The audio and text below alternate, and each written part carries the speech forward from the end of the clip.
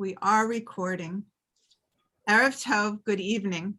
I'm Gretchen Marks-Brandt, Interim Director of the Synagogue Council of Massachusetts. On behalf of our Board of Directors, it is my honor to welcome you to our program with Keith Krvitzky, Disrupting Synagogues. What can synagogues and congregations learn from Chabad? Before introducing you to Keith, I'd like to share the plan for this evening. Keith will make a presentation during which he will use detailed slides. That slide deck will be shared with you next week. Please remain muted during the entirety of the presentation. Following his presentation, there'll be time for Q&A. As questions arise, you may post them in the chat or raise your Zoom hand during the Q&A. And at the end of the program this evening, we have a brief poll for you, so please stay on till the end. Our presenter, Keith Krvitzky, is a consultant whose practice is the Idea Bank. He works with mainly Jewish nonprofits in strategic planning, managing change, leadership, fundraising, and management. Previously, he has served in a variety of roles in the Jewish community, including CEO of the Jewish Federation in the heart of New Jersey, Executive Director of the Jewish Federation of Monmouth County, New Jersey, and VP of Philanthropy at the Federation in Seattle. He helped launch Birthright Israel when he was with Hillel. An alum of Princeton with an MBA from the Smith School of Business at the University of Maryland, Keith loves solving problems and figuring out how to rethink and enhance Jewish life. Keith, Baruch haba, welcome. Thank you very much, Gretchen. Thank you. It is a pleasure to work with you in the Synagogue Council again, and it's a pleasure to see all of you. Before we get started with the presentation, and also to do a little bit of a dance to give a couple more minutes if people are joining us, I have to say I am actually really excited to do this presentation. It has been something on my mind for a while, both because I am a big believer that we need to grapple with change and challenges head on in the Jewish world. And also because I've become a little bit of a late life convert to Chabad, and I have to qualify what that means. So consider this me putting my sort of perspective on the table up front. I am someone who actually goes to a modern Orthodox synagogue. You know, I have been very active in various faith communities, synagogue communities up until now.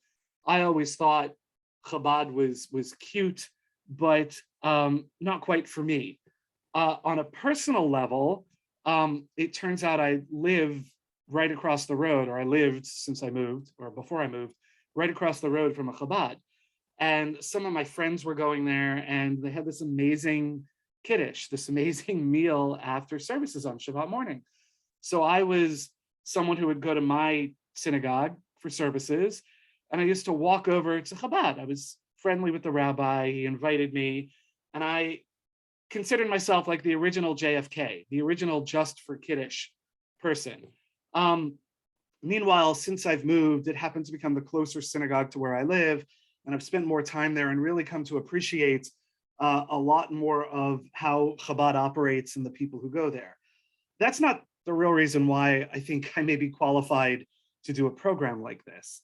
Part of that reason is in being the CEO of the Jewish Federation in the heart of New Jersey, we had a really large area with more than 15 Chabad centers in the area, actually from at least 3 different Chabad franchises, if you can call it like that. And I spent a lot of time dealing with them professionally. And especially now in my sort of new iteration, doing consulting and helping synagogues and other organizations deal with change, I really thought a lot about how Chabad is a great example of what's called innovative disruption, you know, and at the same time, many of my synagogue friends and rabbi friends don't have many great things to say about Chabad, which I understand. But at the same time, they're being remarkably successful. So what is there that we can look at and learn from the Chabad model, and how might that be applicable to synagogues and congregations? And in what ways might that not be a good model for synagogues and conversations? So what I'm going to do today, and it's why I'm excited because it's my first go round with this presentation, is walk you through where I think the Chabad model is a good example of disruption and how they do things. I'm going to ask some questions along the way, and then we're going to have an opportunity to discuss as we get to the second or the latter part of the program. So with that, I'm going to share my screen. I'm going to go through the presentation with one exception in there. I'm not necessarily going to be able to see some of your questions, but we'll do my best and we'll have plenty of time to talk about it afterwards. So here goes.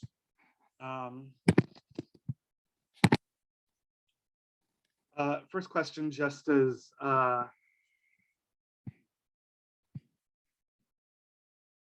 Gretchen, can you see me or hear me? Can you all see me? No. I can hear you and I see nothing on the screen. You see nothing on the screen. It says Keith Krvitzky has shared his screen. Okay. Interesting. There we Now, go. now you can see. Okay, thank you. I was So like, you want it in presentation mode. yeah, no, this way I could see all of you. So, all right. So here we go. Disrupting synagogues. What can synagogues and congregations learn from Chabad? Face of Chabad. We see them in lots of places. More or less, they all sort of look like this, even though I think there are a lot more varieties than we may think. And this is actually, to me, one of the quintessential slides to share, because when people talk about, what drives Chabad, or as I would ask a local Chabad rabbi, what's the business model of Chabad? He'd say, we don't have a business model, and he would joke and say, haven't you seen us operate? But then he would say, of course, it's the Rebbe. So we're going to come back to this, but I think this is an important frame for the conversation we're going to have. So I want to start off by looking at what disruption is, what's it good for? Actually, in the back of my head, the song War, What Is It Good For comes to mind, so you can fill in the words and the music. What should one do when one's confronted with disruption? How do you get ahead of the curve? I think Chabad, as I said, is a great example, and it's really worth looking at why they're successful. What are the elements that set Chabads apart? And what should synagogues consider in terms of what they can do to compete? And I'm actually not suggesting that synagogues should necessarily compete head on or in every way with Chabad, but it's an important question. So we're going to get into this. And when you see the PowerPoint or access the PowerPoint later, there are a couple of links in here. This happens to be a very good article about synagogue disruption. I just want to provide some background on the theory of disruption. Actually, before we do that, let me start. And it'll be great if people can put in the chat, and I'm going to look at this a little bit later, but as we go through, please put in the chat, why or how you think Chabads are successful or effective, what their goal is, why people seem to respond positively to Chabads, and what their impact is. You could also put other observations you have or questions you have, but I think it would be very good to put this in there, because then we can review as we go along or at the end of this presentation.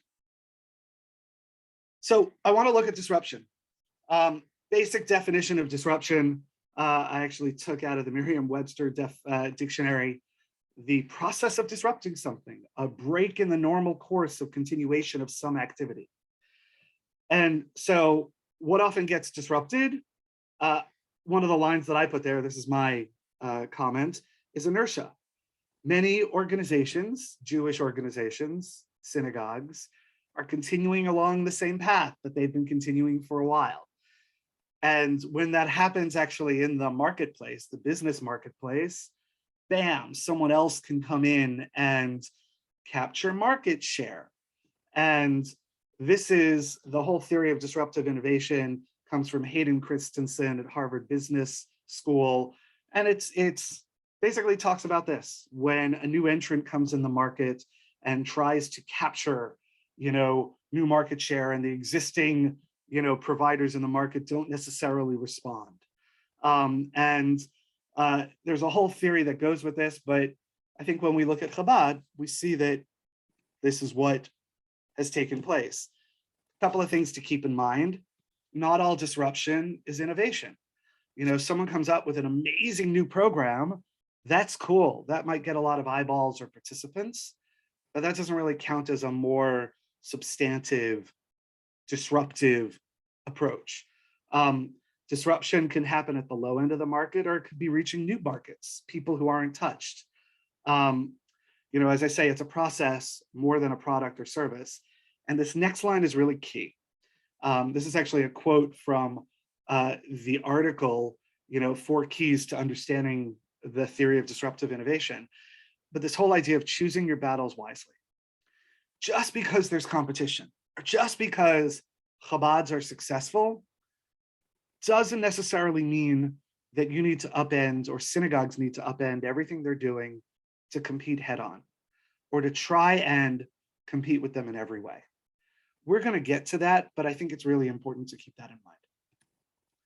So Chabad, it's not just one innovation or approach, it's a model. And you contrast that with lots of synagogues that haven't evolved so much. I think, again, the language that you see in business, where disruptive innovations focusing on the most profitable segment, I think that when we think about synagogues, it translates to, focusing on lowest hanging fruit versus perhaps people who are more likely to go versus people who don't necessarily show up. Chabad started where there were gaps. They said, and they actually said this explicitly to many mainstream organizations: hi, we're only going to focus on doing Chabad on campus or visiting the sick in the hospital, etc. And then over time, they expanded, often like a startup expands. I use the term bootstrapping. They extended their brand, they leveraged opportunities. And they have really, in many ways, become a model of success in the Jewish world. And as I said, I think synagogues have a lot to learn from Chabad, but also need to pay attention to where they shouldn't necessarily learn from Chabad. And ultimately, that comes down to a core question that I say to a lot of synagogues that I consult with. What's your mission? How do you define success? What does your particular congregation stand for? And ultimately, that's what I think places need to figure out first, but we'll continue down this path and this ride. For some, it could be that here's an opportunity to say, uh-oh, things are going okay now, but how do we maybe prepare for when things may be going a little less okay? So this is a slide that I use a lot. I think it makes sense. If I were to characterize Chabad, and I'm going to go through a number of elements that I've distilled down, and we'll go through some in more depth. Begging the question, why is it someplace people want to be? My job here isn't to dispel myths, but I'll say, from speaking to lots of people who actually go to Chabads, especially given what I said before, that a number of rabbis and synagogues think that Chabad poaches members. The overwhelming piece of feedback or response that I get, or what I see, is that people were disaffected by their synagogue or their congregation first. They either left or was thinking about leaving, and Chabad managed to reach out, pick them up, and somehow turn that around. And interesting question here, a lot of people have over the years said, well, Chabad doesn't charge dues. It's easy. I'll state again, for many of those same conversations, many of these people wind up giving more money to Chabad than they were paying in dues. So I don't think those are the key elements. Some of these other things I think are worth thinking about. Ahavat Yisrael, Chabad will say that they're all about loving Israel. And I would say they actually take welcoming and being welcoming to an extreme. I could say that in many Chabads that I've seen and visited, when someone new walks in the door, or someone who the rabbi might have seen somewhere and invited to attend. By the way, good lesson right there. I've seen the rabbi go from leading services or up in the front of services to welcome that person to the congregation. And that's a level of like welcoming and being welcoming that I haven't seen in a lot of other places. As I've talked with a number of synagogues about dues, one of the comments that comes up about dues is that, well, membership is a way of sort of building community and having people feel that sense of ownership. I would actually say that the way Chabad works, it's the opposite. It's by not having membership, everyone's on equal footing and everyone belongs. So it's an interesting, different perspective. Low barrier. I think the fact that certain things are black and white when it comes to Chabad. There's no question about ritual innovation. You know, the service is what the service is. There's very little question about, you know, what their religious guidelines are. And there are many things that they put off the table. One of the key things I think that distinguishes Chabads is they embody a model of charismatic leadership. It's about the rabbi, it's about the rabbi's family, and it's about the personal relationships that are built with that individual or with that family. That, in some ways, is the single biggest determining factor whether Chabads are successful. And I think for many people, that's actually what sells them here. Clearly, Chabad isn't concerned about consensus. In fact, they don't have much structure and generally don't have boards.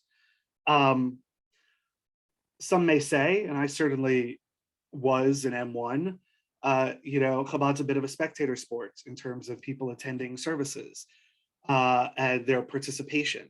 As someone who comes from a more participatory environment, to see a Chazan or someone leading services and often doing it in a more florid way, because that's perhaps a way to make a point, interesting, not so much for me, but I would also say that even spectators can become rabid fans.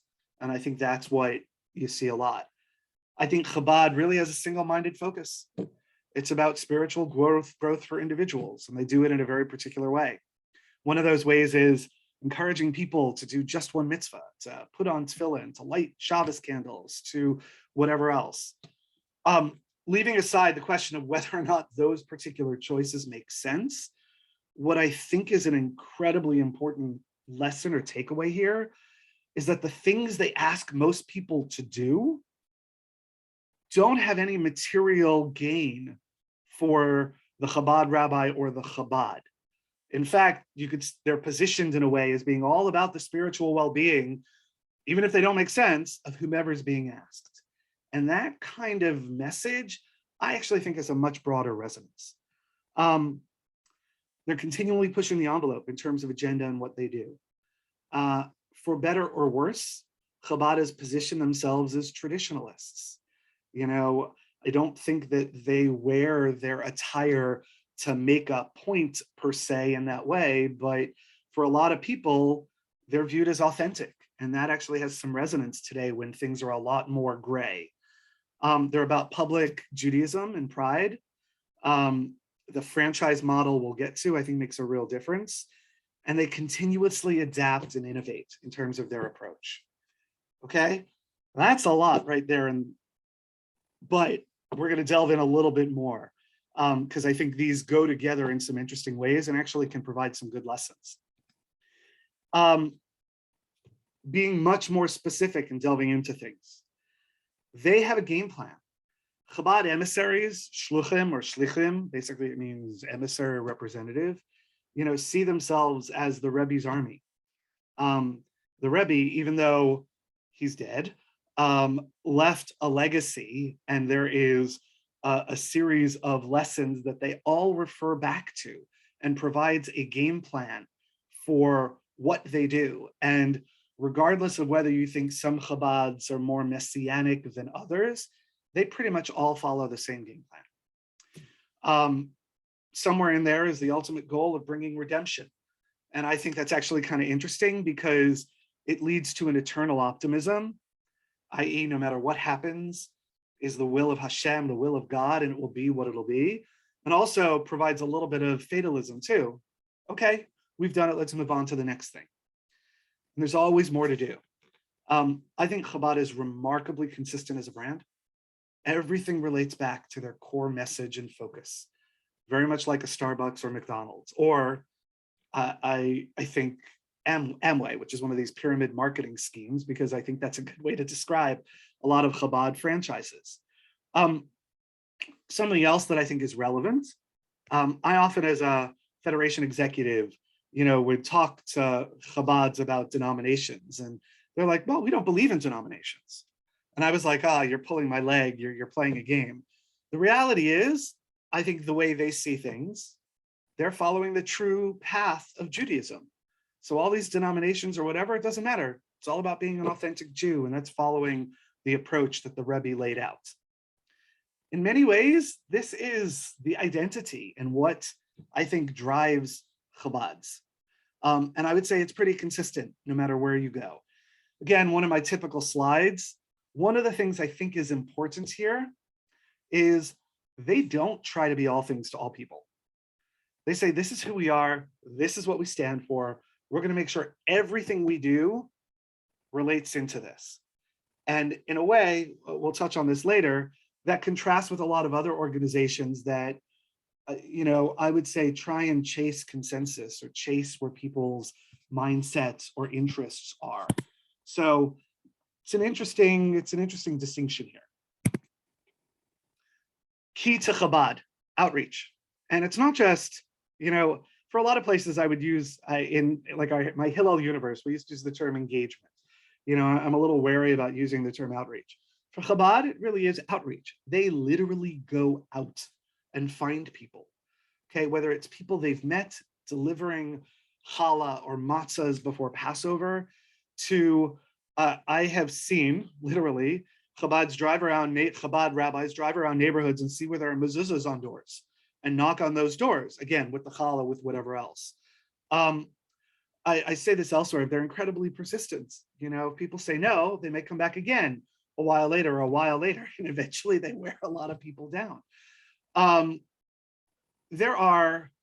It's fascinating, the joke among some of the people I know who go to Chabad is whenever we see the rabbi, we're like, oh, what holiday is it today? There's a whole list of Chabad holidays. The day so-and-so was freed from jail. The day such and such happened to the Alter Rebbe or the Baal Shem Tov. And I say this in part joking, but in reality, there's always an occasion to do something special, to celebrate, to invite someone in. That sort of ritual structure makes a difference. They're always, in the Federation world, we used to talk about ABS, always be selling. A Chabad rabbi, a Chabad family is always selling. It's okay that worship services are a little bit of a spectator sport. There are some benefits to this. Praying's easy.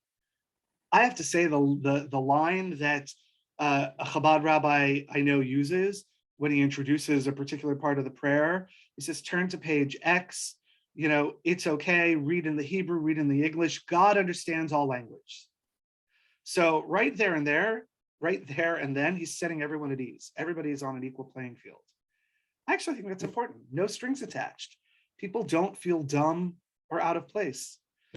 Smart. Outreach, going back to where Chabad started. They have leveraged some of these activities, like visiting people who are sick in the hospital and other things. So when they visit someone who's sick, they meet family members. Those family members, or when they're meeting someone who needs a funeral, they meet those family members. They then invite those family members, well, why don't you join us?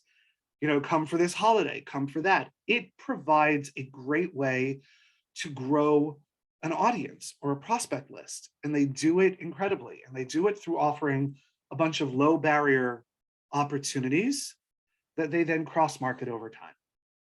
So this focus on outreach, essential to Chabad, pretty core. And here are just some pictures, along the way. Here's what they do. Here's how they package their outreach events or what they do for outreach. Many Chabads will have people hanging out in popular corners or popular places, have you put on tefillin. That's part of the reason why they do these public menorah lighting. Yes, it's about, providing more pride in Judaism, but in many ways, this is about how do you expand your prospect pool and people you want to invite in and get to do more things? Other example that I just put here, mega challah bakes have become the rage in recent years. I think they were started in Chabads. A number of synagogues and JCCs have picked up on this idea, but these are elements that highlight different elements of the Chabad approach. Incredibly slick and savvy, outreach focused, bringing people in who can then be cross-marketed to down the road. And again, these images, you can find them online, they'll be in the PowerPoint. Just another example that we'll get to as well.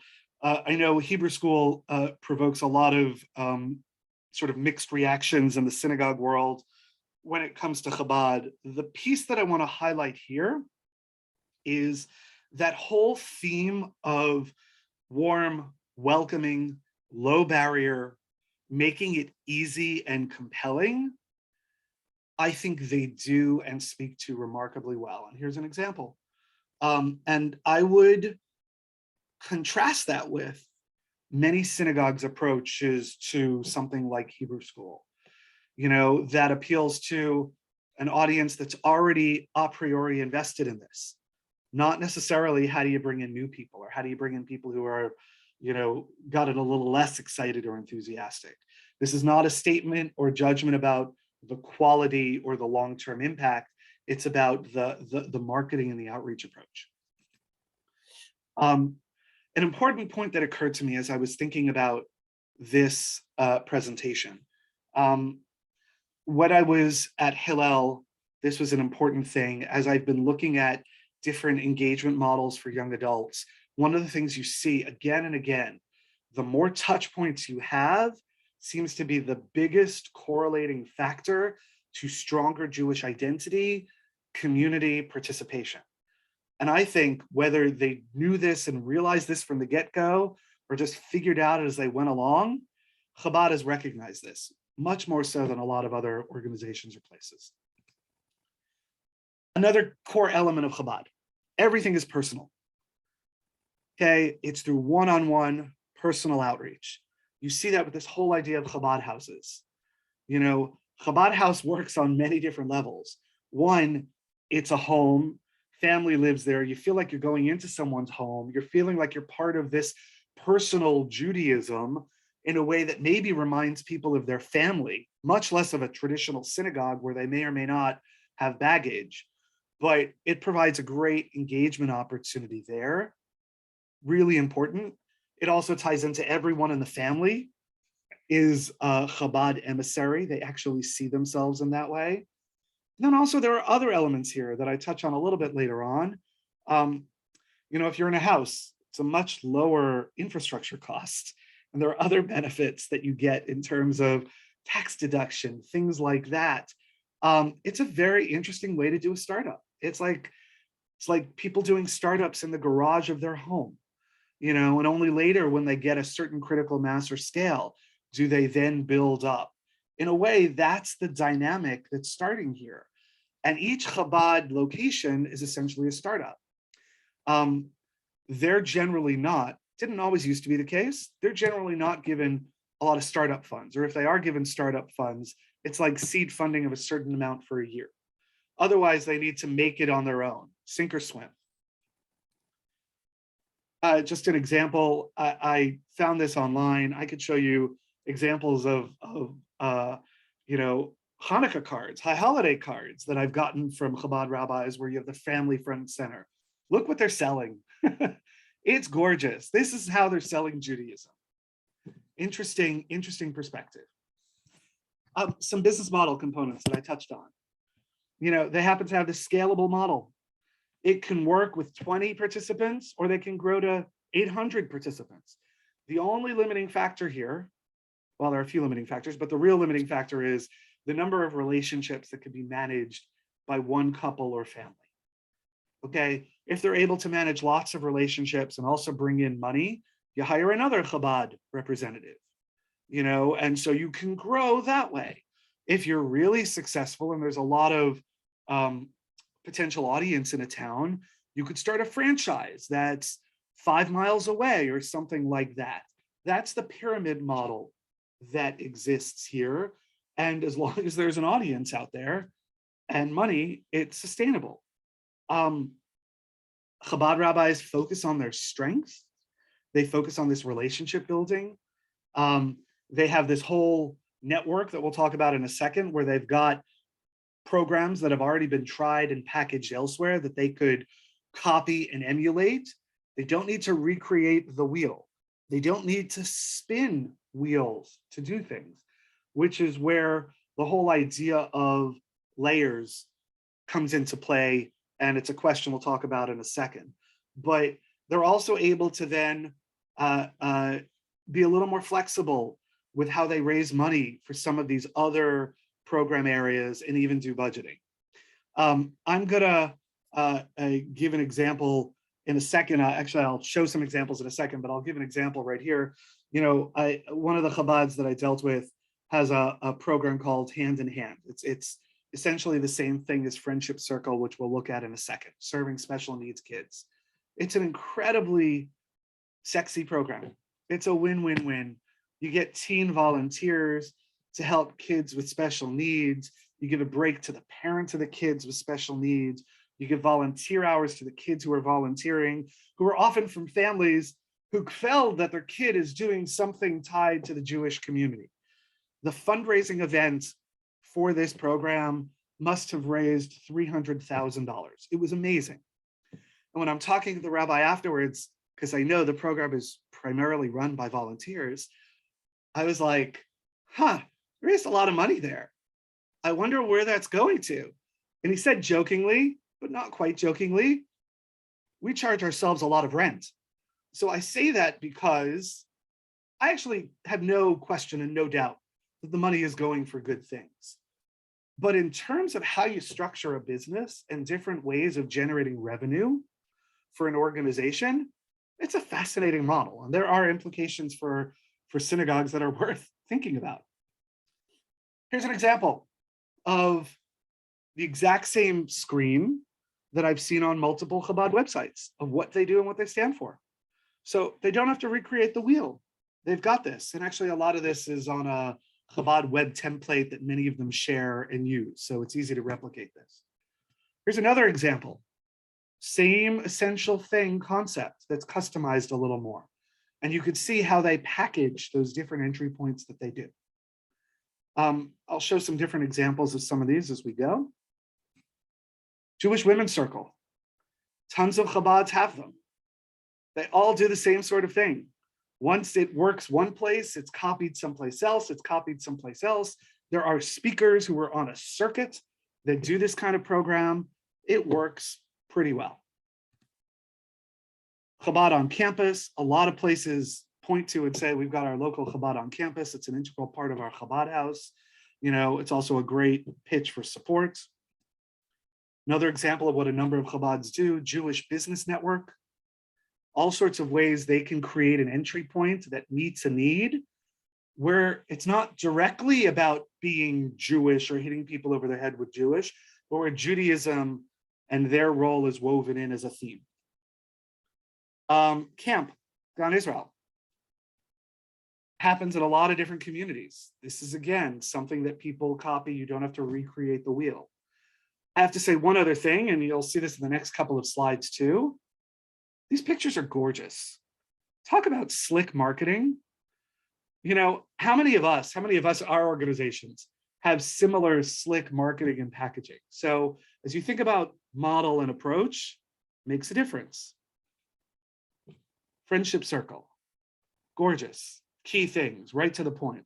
I would say this stacks up with any top level nonprofit website. Let me go through. Preschool of the Arts. There are dozens of Chabad Preschool of the Arts. Okay, fascinating approach. They promote, they've said, we're going to do this niche, the Reggio approach. And they've all packaged it. They might have different pictures, different looks, etc. But they've taken a template that works and they've replicated it. Okay, no need to recreate the wheel. You now have an amazing entry point that brings people in and provides you an opportunity to leverage that by marketing all your other opportunities to these people. This is just, not that I think this is sexy in any way, but they just list, here's all the things that they do. And to me, it provided a very interesting way to say, okay, how does Chabad look at these entry points and how do they tie them together? I'm not the best graphic designer, but this has been in my mind for a while. The whole hub and spoke model. When I think of synagogues, no disrespect to all of my friends and colleagues on this Zoom, I tend to think that a lot of the programs in the synagogue are designed to reinforce synagogue membership, why you should be a member, how to become a member, what's the value of membership. So all those different things point to the center, and it's all about synagogue membership. I think the Chabad model is reversed. So I didn't want to do the same design, but you can imagine like flipping the arrows, pointing out, but I didn't want to do that because I also am not sure where the center is. Probably the right way to think about the Chabad universe is more of a cloud-based approach. The best representation I could come up with, frankly, on like the PowerPoint templates is something like this, where you have all of these interconnected options and people can cross from one to the other to the other. They probably overlap to some degree, which I think represents a little bit more of this Chabad business metaphor. What I really wanted to do, and again, I'm not a PowerPoint designer, but I really liked this graphic because I thought it showed how they work each of those areas to encourage people and invite them to those other areas where they think is important. The PowerPoint template only let me put 3 of them on here, but you can get the concept of how these are interconnected gears or areas that there's some dynamism to. We're getting to the end in a little bit. I want to talk a little bit about the role of the rabbi, because again, that makes or breaks the success of Chabad. I'm going to use terms you don't often hear about in the Jewish community. Chabad rabbis are evangelists. They are really in it for the long haul. These are the cream of the crop in the Chabad world, where people are prepared for a lifelong assignment doing the work of Hashem and doing the work of the Rebbe. And I'm being very particular with my language. Okay, it's a level of expectation that is significant. And, I want to credit Gretchen with the term, in many ways, they're a benevolent dictator. There aren't other boards or accountabilities or whatever. And it's make or break, what they're able to do and accomplish. Their accountability is, are they able to survive? And if they're able to survive, then it's about, can they grow their numbers? Can they grow their size? Can they grow the number of good deeds? I don't know that there's anybody else measuring their effectiveness and saying, well, sir, you get a C, or if you get a D, you're not going to be reappointed. There's none of that. So it's a very interesting model and it keeps on growing. They have a giant network. Talked about Starbucks.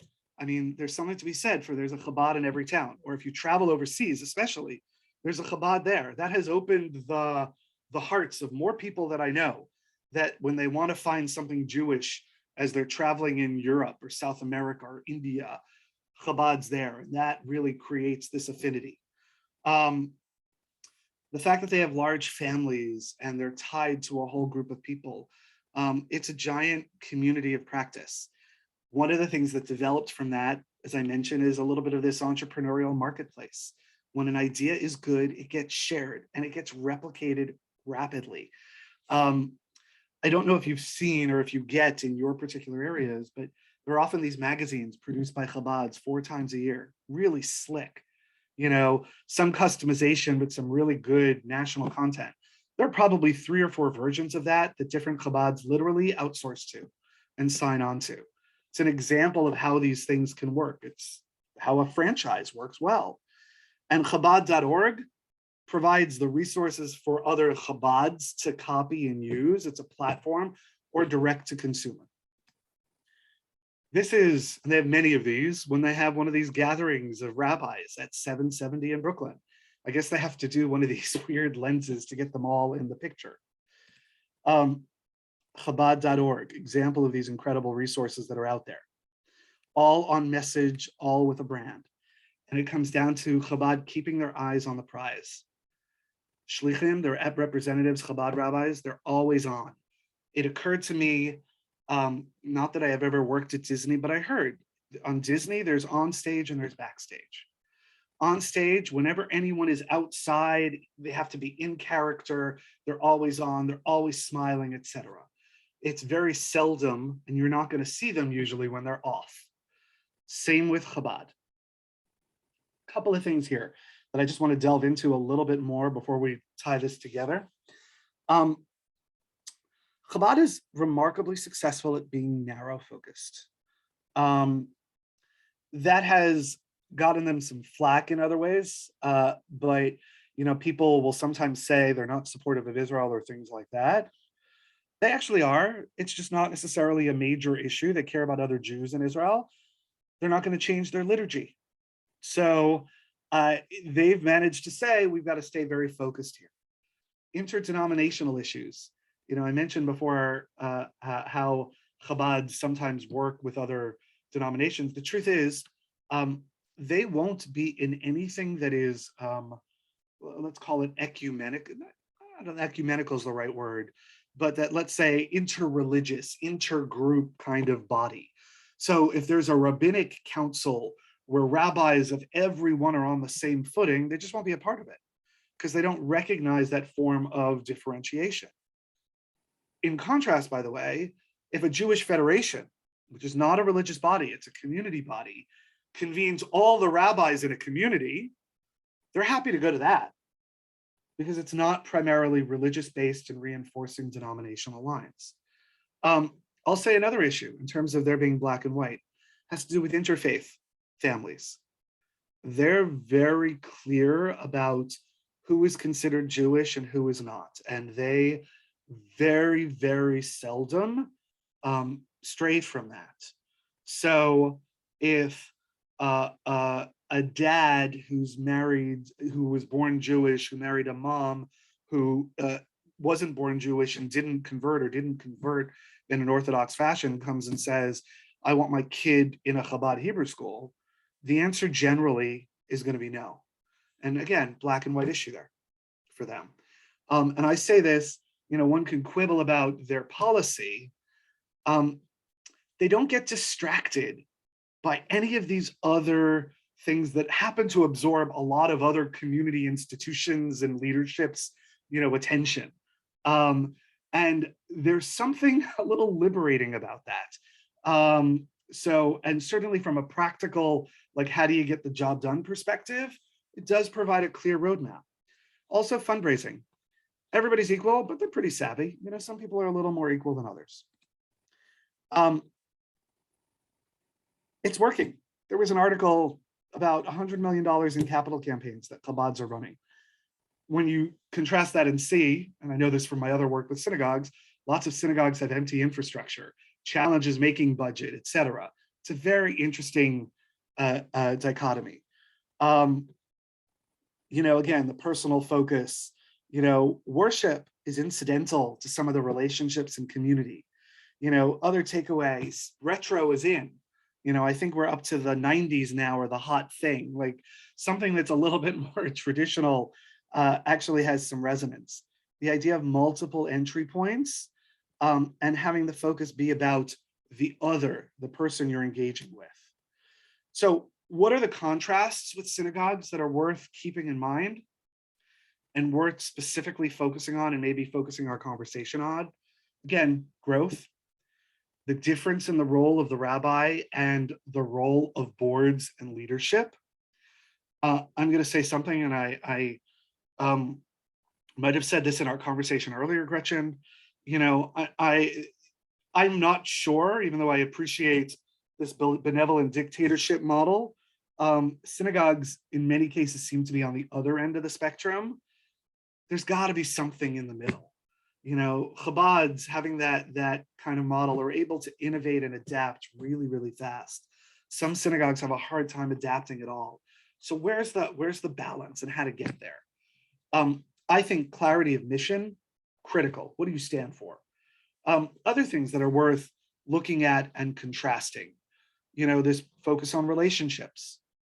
How do you think about scalability of space? And whether or not the space you have is the space you need. Education and the goal of education, the quality of programs, and probably beyond the scope, the idea of the network as this giant community of practice and support mechanism. The network effect here, actually, sorry, I think that slide is a copy, so that shouldn't be there. But here's the question that I would encourage those of you to look at and sort of frame our discussion, as you think about this program and what your takeaways are. What does it mean for your mission? I'm not sure your mission should be the same as Chabad's, or that even outreach should be the primary focus like Chabad's, but what is it? I think answering that question is an important thing. How do people in your congregation feel like they belong? What are the pros, cons for approach of leadership? And are there alternative models?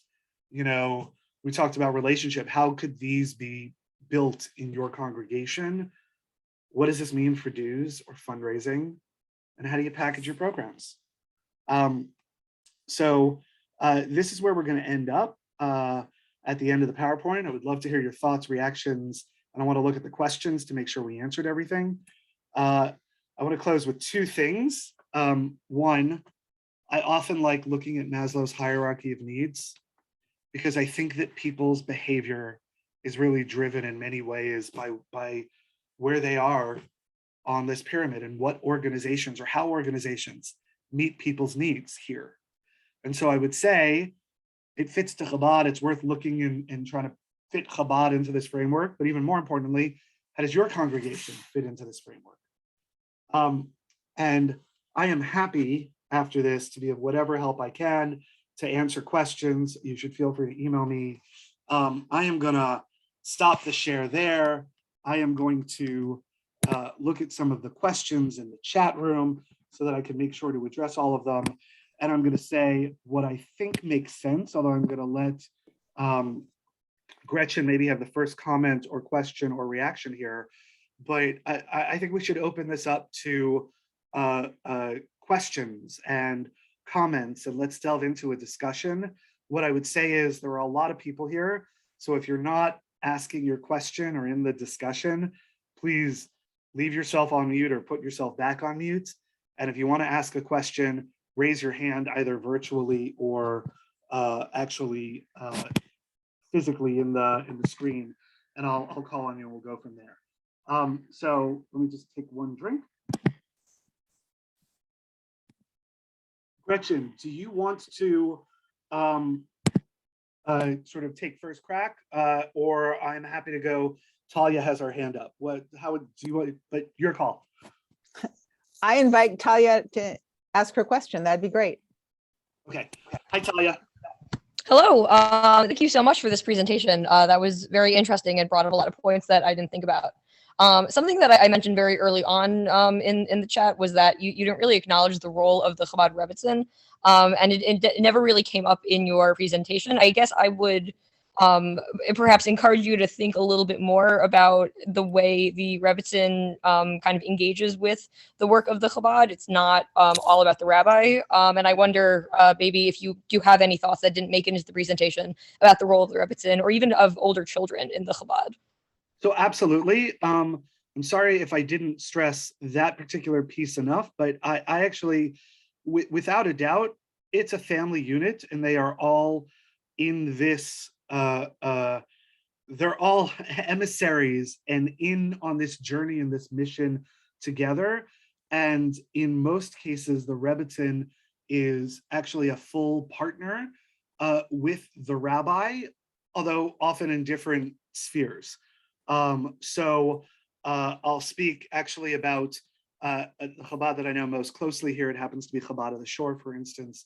It's the Rebbitzin who is running the preschool and has taken the lead on that, as well as who runs many of the programs in the organization. While it's the rabbi who might serve as the overall CEO to some degree, there's that definite division of labor. And it's true of pretty much every Chabad house. And the interesting thing, and it wasn't a presentation, I didn't focus it in my talking about it, is also, I want to choose my words carefully here because there's a more descriptive way to do it. I just don't think it actually represents the flavor.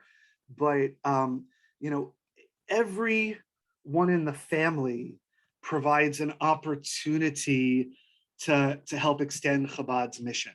The word I don't want to use is to say a prop, okay?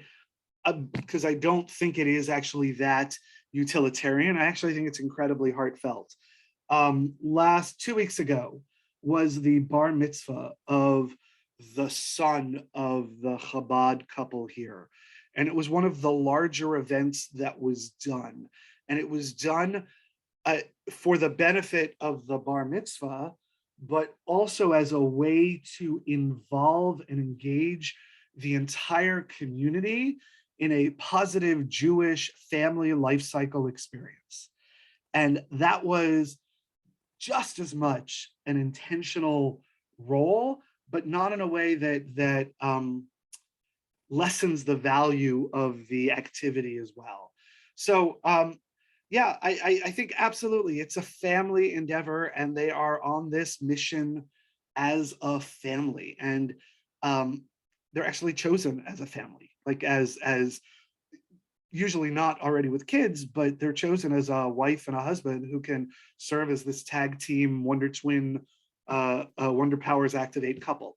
So yeah, thank you for the question and the clarification there. So I'd like to actually build on what Talia said, because my experience of Chabad is that it's a very highly gendered organization.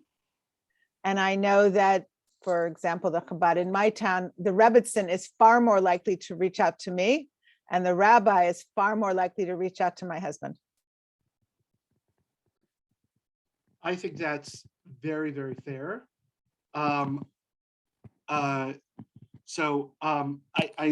Which is also that ties into this whole, I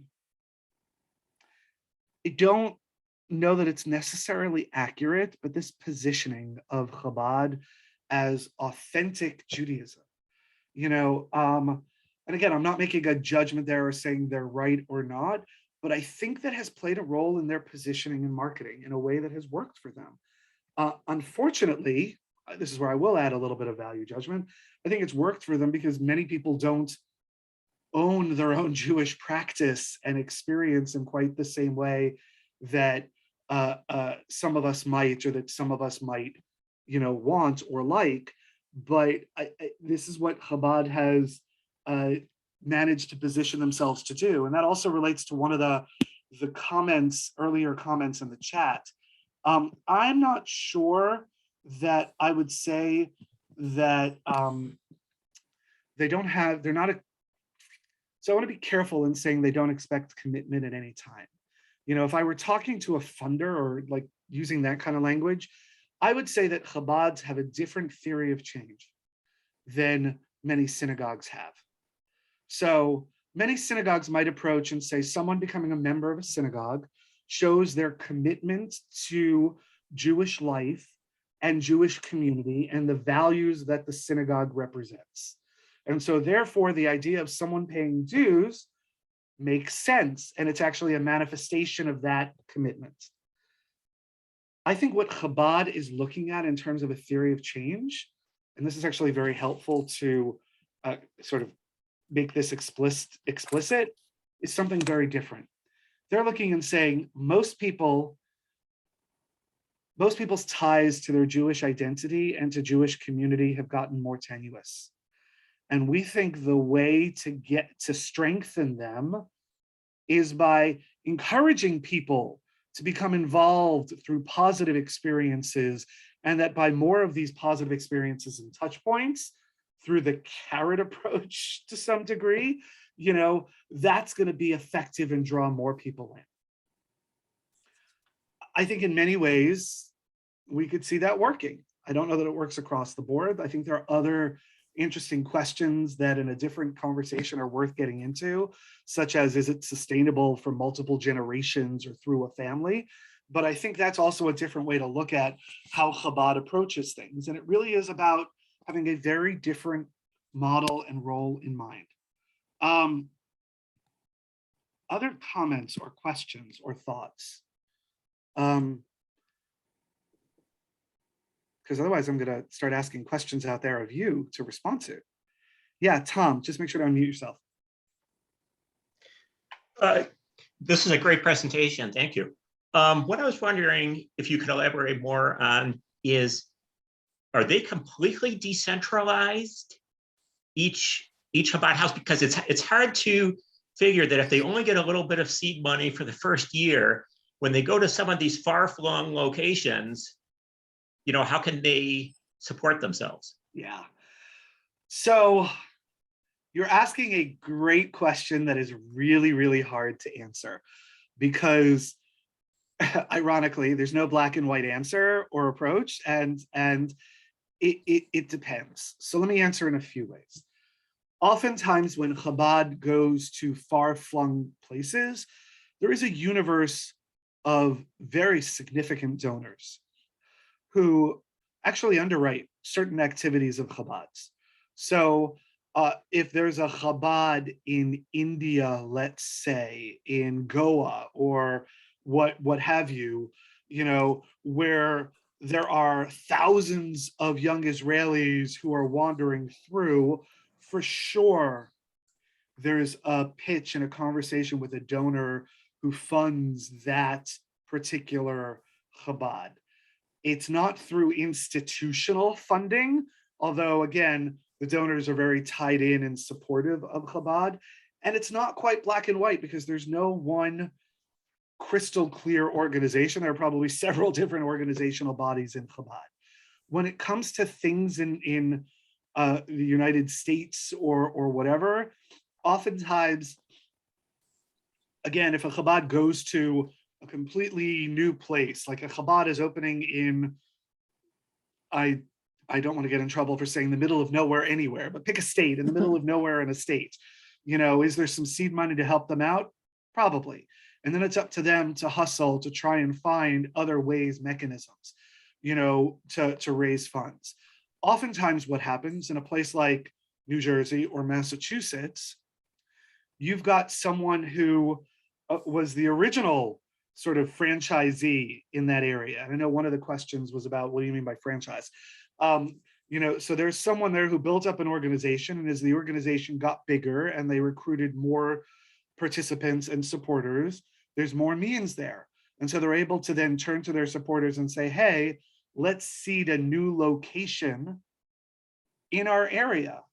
Maybe it's 5 miles away, maybe it's 40 miles away, but it's within that particular territory, that they consider their responsibility. And originally, when the Rebbe was alive, he divided up, where people went, who went where, what territory was where. Over time, that's gotten a lot blurrier. And there are even conflicts where you have different Chabad franchises competing in the same town or area of territory.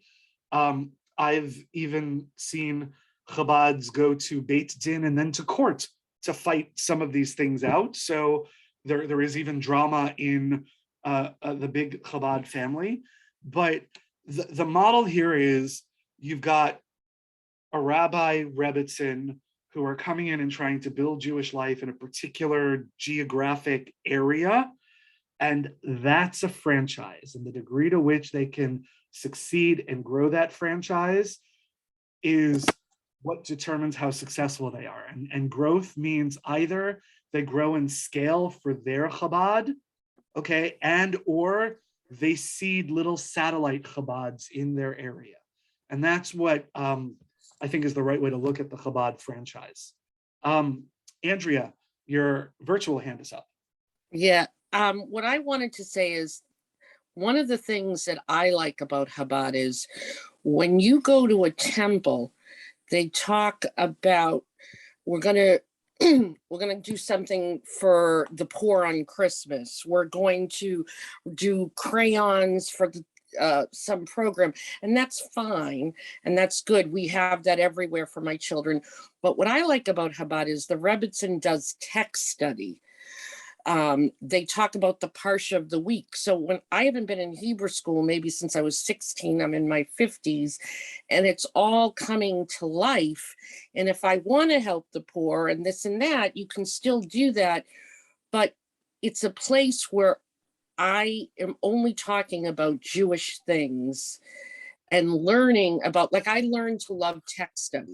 And I don't find that that really exists in the whatever temple, conservative, modern, Orthodox, wherever somebody goes reform. So that's just for me. When I was going there and she said to me, Andrew, you want to come to a text study? I mean, like the words came to life, and it's whether you believe it or not, that's not the issue. Is the issue for me is like I'm relearning my religion that I haven't done. You know, when people say, oh, it's Tu B'Shvat, it's Shavua, what's that one again? I now can answer it intelligently. So I appreciate that. And I think that Chabad really, really makes connections and impacts people that way. So I'm trying to focus a little bit on the business element of this, and you prompted a few things in your comment.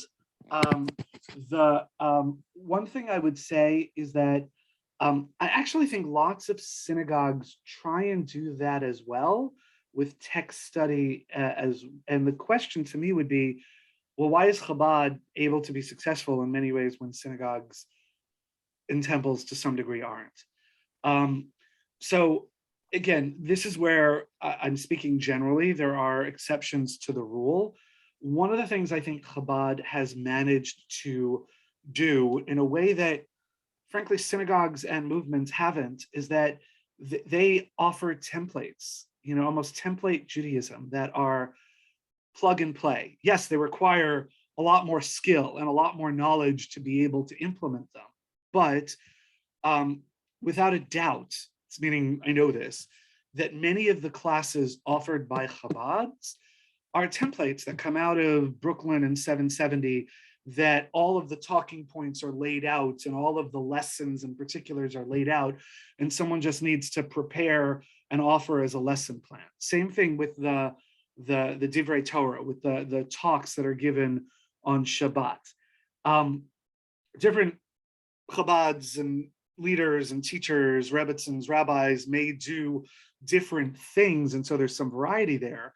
But I have to say, being able to do that without having to recreate the wheel or spend the time and prep from a business perspective could be tremendously liberating in terms of time and resources, especially if it's put together in a really compelling way. So I think that that's something that there's something there and it's worth thinking about. I know this from my own experience in organizations and Jewish federations, what have you. Many people, I won't say all, but many people like to recreate the wheel. There's a cost to recreating the wheel each and every time. And it's worthwhile thinking about, is the return on investment worth that cost? I'd say one more thing, and then I want to go to Lynn and Avi. But the one other thing that I would say there is, as it totally blanked out, so I was talking about templates, is the personal relationship element. It's that the idea that the Rebbitzin reached out and asked you personally, not as a Rebbitzin per se, but almost more as a friend, as someone you have a personal relationship with. And I think that that also highlights an important distinction that exists between, I will say, clergy, and by clergy, I'll also mean the rabbi and Rebbitzin in many synagogues, and what you see in Chabad. Even though you might look at the rabbi who's wearing the kapata, who's wearing the jacket and the hat and whatever, in some ways there's more of an even personal relationship between a Chabad rabbi and people a Chabad rabbi engages with than sometimes you see with a rabbi in a synagogue. And I don't know if that's personality. I don't know what quite gets to that, but I think that's actually something that's worth focusing on a bit. Because I think that more even kind of dynamic has an impact in how interested people are in hanging out with clergy versus other clergy. So, Lynn. Well, first, thank you, Gretchen and the Synagogue Council and Keith for this presentation tonight. But I have a connection both personally and professionally. My children and grandchildren found Chabad after moving from the East Coast to the West Coast, and absolutely authentic, welcoming. If I ever do fly back to California, I will be welcomed there as well. Personally, terrific. From a professional point of view, I'm a former Federation employee, now lay leader in my own synagogue. The important thing that I've learned over the years is that personal connection and outreach. As we, as synagogue leaders, come out of isolation, what do we do first from the perspective of you as a former professional and now a strategist? What do we do first in terms of outreach and stabilizing synagogue life as we come out of isolation? That is what drove me as a stranger. I haven't lived in Massachusetts in 50 years, and I found this presentation for which I'm very grateful. So first of all, thank you. Yeah, sorry, Avi, we'll be with you in one sec. That's actually a very good, weighty question.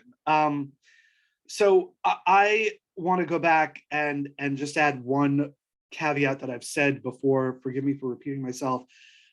I actually do, while I think there's a lot to learn from Chabad's, I do not think Chabad's provide a roadmap in quite a number of ways for synagogues. I actually think they are potentially very different business models. Okay, so in some ways, going back to like theory of change and mission, Chabad's mission is outreach. I am not sure the mission of many synagogues or most synagogues is or should be outreach. I really think it depends. Okay, I also want to point out one distinction that I don't think I hit upon enough in the presentation. For a variety of reasons, the role of a rabbi in a synagogue cannot mirror the role of the rabbi or rebbitzin in Chabad. Okay, there are a variety of factors there, and so whereas in Chabad it's the rabbi and rebbitzin who are doing the heavy lifting of all that relationship building, I'm not sure in a synagogue the rabbi has the time, space, wherewithal to do all of that. There are certainly things that can be done to clear stuff off the rabbi or rebbitzin's plate if the rebbitzin is involved to the same degree, which is another potential point of differentiation, you know, but that's a different issue. Coming back to your particular point, what I think should happen in many places, it is worth taking an opportunity to press reset in a lot of places and actually start having questions about mission and role and priorities. Okay, I, on one foot a few minutes ago, did a recap of what I think a typical theory of change or mission approach for synagogues could be and how that differs with Chabad. Okay, I think there's something to it. I'm glad I did it on one foot. I think every synagogue should be looking and saying, who is it we are? What are our priorities? Who do we want to be? Maybe we don't want to be servicing everyone. Not that it's necessarily a bad thing, but we're living in a community where there are tons of baby boomers and we're struggling to get, you know, families with young children because they're not in the area. Like from a business perspective, it's absolutely worth thinking about how you target your resources and focus. I also think there are ways to improve engagement in certain audiences by being a little more targeted here, like by focusing on a particular segment or doing. My brother, who was on this Zoom earlier, was talking with him earlier. He's like, synagogues, maybe historically or whatever else, often think they need to do everything or multiple things. And they wind up doing half of them sort of mediocre. Chabads often say, you know what? We're going to do 3 things and we're going to do them really well. And that's going to be how they define success. So the other thing is, I think synagogues also need to take a moment, take a step back, rethink what success looks like. And then there are all sorts of other questions that come in about, okay, well, how do we deliver on this stuff? Like, what's our volunteers? Do we have the resources? How can we be as successful as possible? But I think really it is taking that step back and having those basic questions. Avi, I've been waiting to talk to you. And why is that? I felt bad. That's fine. I'm the polite Israeli. I never dove into the question, but I think that I have a couple of points. One of them I put in the chat. I think there's a huge difference in a traditional temple or synagogue. The community hires the leader. In Chabad, the leader picks the community. And this is huge because the rabbi doesn't feel, the rabbi always, when he's hired, he feels that he has his fiduciary responsibility to the board, to the this, to the that, and not to the peons at the end of the road. And that's personal feeling. So I think that's a huge, huge difference. I know that the temple that I'm a member of went through, what is a selection committee? 6 months, 8 months. Everybody got so tired that when they hired a not so good rabbi, nobody wanted to even consider looking for another one because we just got over this process. So that's one thing that I think that is incredibly different. I think with Chabad, and not that I'm a member, but I'm working with them on different things, you feel that you're on the same level like the rabbi. You're not on the bima and you're sitting down in the bleachers. I think it's very important. We talked about it, about the personal relationship and this and that. Other things that I felt, they do things that I would even not think that I would do. So for me, the example, the personal readiness to sacrifice. And you said it, I think it's very good. It's like a Disney. You don't know what's happening at home, but to the outsider, it looks like, I know my daughter, she lives in Utah, she's in Park City, there's a Chabad house. She gave birth to her 3rd child. The Rebbitzin came to their home for Friday night, and she has 7 kids. With cooking and all this kind of, I would never do that. The temple never did something even close to that. So I think all of that makes it easy even to open your wallet and to be, just contribute because they do fantastic thing. The last thing is that they will go to places that no rabbi in the right mind will go. My son was 2 years in Ethiopia, in Addis Ababa, and there was a Chabad house. I don't think there was a single family temple there or synagogue or whatever it is. So all those things that the traditional will not do, they do, which is non-traditional, which is very attractive. That's it. Avi, thank you. I want to pick up on just a couple of things you said, and then I see. Sorry, I don't know your first name, but it's E.H. Pressman. So just give me 1 second.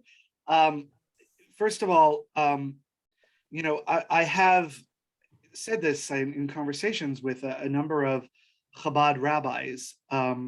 Your point that in a temple or synagogue, it's the community that hires the rabbi, but in Chabad, it's the opposite. The rabbi perhaps hires or picks the community. We've said jokingly, Chabad rabbi and me, that, and then also the rabbi needs to be much more careful about what he says or she says or what she or he does, because they are always concerned about their job and whether their job will have longevity and whatever else. Again, some of this it's the reality of life, but there are different consequences of different models and approaches out there that have implication. So I think that's worth saying. And I'll just say something else on a personal level. I have never been asked directly for money by a Chabad rabbi or by the place I've been spending more time in. And I find I'm a fundraiser. I mean, this is what I did professionally for many years. I find I am far more willing to proactively, make a contribution and do something than otherwise, exactly because of you said, I see all that's going on, and that's incredible. So E.H. Pressman, but I really want you to say your first name when you take yourself off mute. Name is Elizabeth. Elizabeth, okay, hi. So, I often change it when I go on to various things. And I don't know why it never stays on there. I have to do it individually every time. Maybe someone knows how that is done. I just wanted to mention, partly in response to Lynn,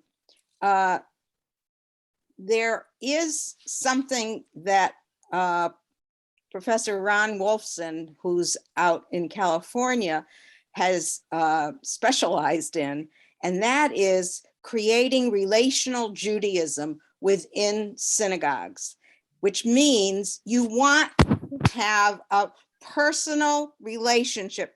Could be with the rabbi, but it could be with other members. That what keeps people in an organization is being welcomed and having relationships. And actually, he spoke at the Synagogue Council Gala last year, and I don't know, you probably still could listen to a copy of the recording. You have to talk to Gretchen about that. And On the website. Oh, it's still there. Okay, good. So that's one thing I wanted to mention. The other thing is that the synagogue I belong to, and I'm sure many others as well, have in recent years tried very hard to have many entry points within the synagogue for members. So they don't get that feeling, oh, I don't know enough, I can't go to this, that they feel comfortable, and to have many different kinds of programs that people will want to come to. So, and that will help people form relationships, including, we have something called a themed minyan. It takes place after the minyan, but we've had, and it's actually in Ron's book, because he was very taken by this concept. Members can suggest a topic that they would like to talk about informally with whoever wants to show up. And it could be gardening, it could have to do with they're an alum of a particular organization, or there's a name like David, which is the most popular name of members in our synagogue, all kinds of things. And it is absolutely amazing. We've had hundreds of them now.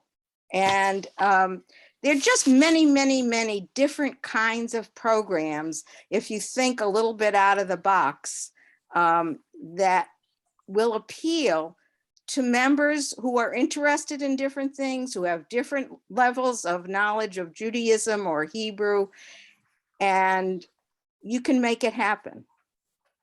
Okay. Elizabeth, thank you. I think those are great points. I'm actually going to use them as a segue to turn this back over to you, Gretchen. I just really, first of all, I want to thank the Synagogue Council and Gretchen and all of you for giving me the opportunity to really put some of these thoughts in a little bit more of a format. And the goal, or one of the goals to me, was, I think, looking at a model like Chabad and some of the challenges really creates an opportunity to ask questions internally about your own synagogue and congregation, and to be very intentional about how things are done, rather than just doing things the way they've always been, or through inertia. And so hopefully this provides an opportunity to do so. And I know we'll share the PowerPoints. And let me turn it over to you, Gretchen. Thank you very much. Keith, thank you so very much for this highly informative and sometimes provocative presentation. To our participants, we thank you for the valuable gift of your time. Your presence and participation have made all the difference. And now our promised poll.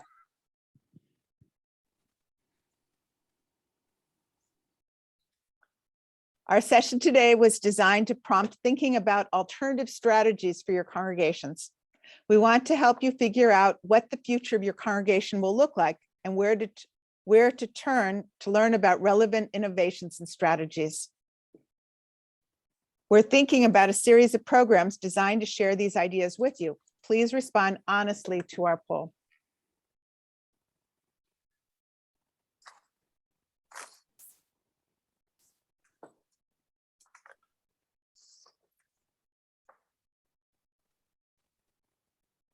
I feel like we should have music in the background. Right? The theme song to Jeopardy, perhaps? Exactly. Well, this is very interesting. Thank you very much. We wish you good health. And since Shabbat is just 2 days away, Shabbat Shalom. Thank you. Thank you. Thank you.